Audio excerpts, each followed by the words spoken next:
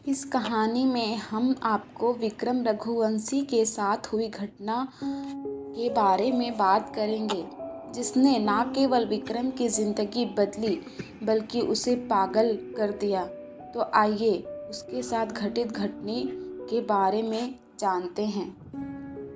यह कहानी के शुरुआती दौर की घटना आज से 3 वर्ष पूर्व घटी। विक्रम रघुवंशी और उसका दोस्त साहिल ने अपने एक खिलौने बनाने वाली कंपनी खोली थी। दोनों को बच्चों से बेहद लगाव था। यह दोनों मार्केट में हमेशा से नए आधुनिक तकनीक के खिलौने बनाने के लिए जाने जाते थे। भारत का सबसे पहला रिमोट कंट्रोल हेलीकॉप्टर खिलौना इन्होंने ही इजाद किया था। इस वक्त कंपनी में मीडिया के जमवाड़े की तैयारियां चरम पर थी। कारण यह था कि विक्रम और साहिल की कंपनी ने एक अलग खास खिलौना आविष्कार कर दिया था। इस खिलौने की खासियत यह थी कि यह खिलौना मात्र एक मामूली खिलौना नहीं, बल्कि बच्चों को लुभाने का जरिया था। यह खिलौना बच्चों से बात कर सकता था। उसके सभी जवाब उस खिलौने के डेटाबेस में मौजूद रहते। इसे यह एक तरह का छोटे रोबोट की तर्ज पर देखा जा रहा था। यह खिलौना बच्चों से बात कर सकती थी, उसके साथ खेल सकती थी। यह खिलौना वह सब काम कर सकती थी जो बच्चों अपने दोस्तों के साथ करना पसंद करते थे, अर्थात खेलना, कूदना, उनसे बातें करना। उसी दिवस विक्रम की बातें अमेरिका के एक टॉय कंपनी से बातचीत हो रही थी। विक्रम ने अपनी कंपनी के इस खिलौने के अधिकार को अमेरिका कंपनी को ऑनलाइन बेच दिया। यह बात उसने साहिल को नहीं बताई। अगले दिन मीडिया साहिल और विक्रम से इस खिलौने के बारे में बात कर रहे होते हैं। यह फंक्शन में वह इस खिलौने की टेक्नोलॉजी को विस्तार रूप से समझा रहे थे। इस इंटरव्यू और लॉन्च इवेंट का प्रकाशन पूरे विश्व भर में हो रहा था। भारतीय समय अनुसार जब शाम का समय प्रगति पर था, उसी वक्त अमेरिका से एक खबर आई जिसके तहत साहिल और विक्रम की कंपनी के इस खिलौने पर चोरी का आरोप लगा। खबर के मुताबिक तो वह खिलौना का पेटेंट अमेरिका की टॉय कंपनी को जारी हुआ था।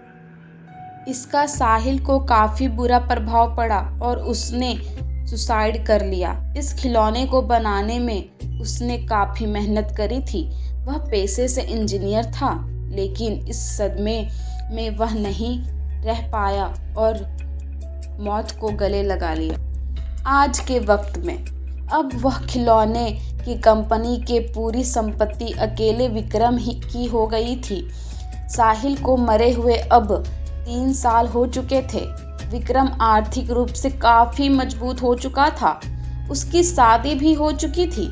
साहिल के हिस्से का भी उसने भुगतान करने का मना कर दिया था। एक दिन जब वह रात के 9 बजे अपने ऑफिस से घर की ओर निकल रहा था, तो उसे अपनी रॉयल्टी के कागज़ ढूंढने थे ताकि वह उस कागजात को अपने पास संभाल सके। इसी कागज को दिखा के ही उसने अमेरिका की कंपनी ने रॉयल्टी देने का वादा किया था।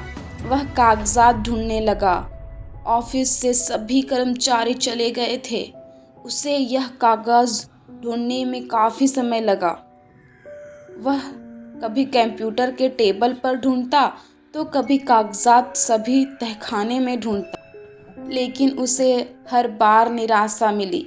उसने कागजात को ढूंढने के लिए हर दिन अपने ऑफिस के कार्य के बाद प्रयत्न किया, परंतु हर बार की तरह उसे इस बार भी मायूसी का सामना करना पड़ा। वह इसके बाद लगातार डिप्रेशन की स्थिति में ग्रस्त हो रहा था। अमेरिका कंपनी अब उसके रॉयल्टी पर भी ब्रेक लगाने में सक्षम थी। यह कंपनी का नियम था कि जिसे भी वह रॉयल्टी देगी उसे हर 3 साल बाद रिन्यू करवाया होगा, जिसके लिए उसे एग्रीमेंट के कागजात दिखाने होंगे। वह अब कागजात ढूंढते हुए हार जाता है। उसे इस बात का डर रहता है कि अब उसे रॉयल्टी नहीं मिलेगी। उसकी कंपनी में बनने वाले खिलौने भी इतने नहीं बिक पाते थे कि अपने घर खर्च को संभाल सके। उसने सोचा कि अब वह कंप्यूटर में सेवा फाइल में से समझकर वैसी डॉल को बनाएगा ताकि उसकी कमाई हो जाए। तकरीबन 2 साल से 3 महीने उसके घर में ना जाने का फैसला किया। उसने अपना फैसला अपनी पत्नी को बता दिया था। इस 3 महीने में उसने अमेरिकी कंपनी से मैसेज आ रहा था कि वह उसे अब रॉयल्टी नहीं दे पाएंगे। यह फैसला उसके लिए हैरान कर देने वाला नहीं था, क्योंकि इस निर्णय से वह पहले ही वाकिफ था। अपनी कड़ी मेहनत के बाद उससे अपने कार्य पर सफलता मिली। उसने वह खिलौना बना दिया। खिलौने में आधुनिक वक्त के मुताबिक कुछ नए तकनीक का भी इस्तेमाल किया गया था। अपने परीक्षण में सफल होने के बाद विक्रम बेहद खुश हुआ था। इतने महीने के मेहनत के बाद विक्रम अपने घर जा रहा था। उसका बच्चा भी उसके घर में राह देख रहा था। विक्रम अपने घर की ओर निकलते हुए विक्रम ने खुद से बनाया हुआ खिलौना अपने बच्चे के लिए ले जाना मुनासिब समझा। विक्रम ने सोचा कि अब उसकी ज़िंदगी बदल जाएगी। वह फिर से खुशी भरा जीवन व्यतीत करेगा। लेकिन उसे क्या मालूम था कि यह खिलौना उसका वर्तमान एक बुरे लम्हे का कागज होगा।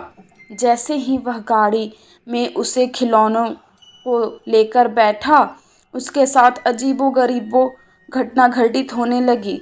गाड़ी का पेट्रोल अचानक से पूरा खत्म हो गया। गाड़ी स्टार्ट भी नहीं होने लगी। कार के गेट खुद ब खुद बंद हो गए। उसे घटना महसूस हो रही थी। अब उसे कार में घुटन होने लगी थी। खिलौनों में से अजीब से हंसने की ध्वनि आ रही थी। यह हंसी की आवाज़ विक्रम के कानों में दर्द पैदा कर रहा था। वह बेहोश हो चुका था। जब उठा तो खुद को अपने घर के बाहर पाया। उसके रोंगटे खड़े हो गए थे। वह घबराया हुआ था। उसे जो डर था वही हुआ। उसका बच्चा उसी डॉल के साथ खेल रहा था। विक्रम अपने बच्चे से डॉल खींचकर ले गया। वह डॉल उसके हाथ में आते ही वह अजीब हंसी के साथ हंसने लगा। मेरे से पीछा नहीं छुड़ा पाएगा विक्रम। मेरी मेहनत को तुमने चंद पैसों के लिए बेच दिया। यह आवाज़ किसी अन्य की नहीं बल्कि साहिल की थी।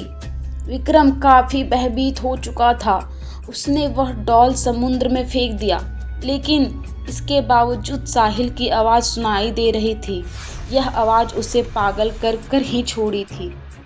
तो दोस्तों, हमें इस कहानी से सीख मिलती है कि लालच करके हमें कोई गलत काम नहीं करना चाहिए।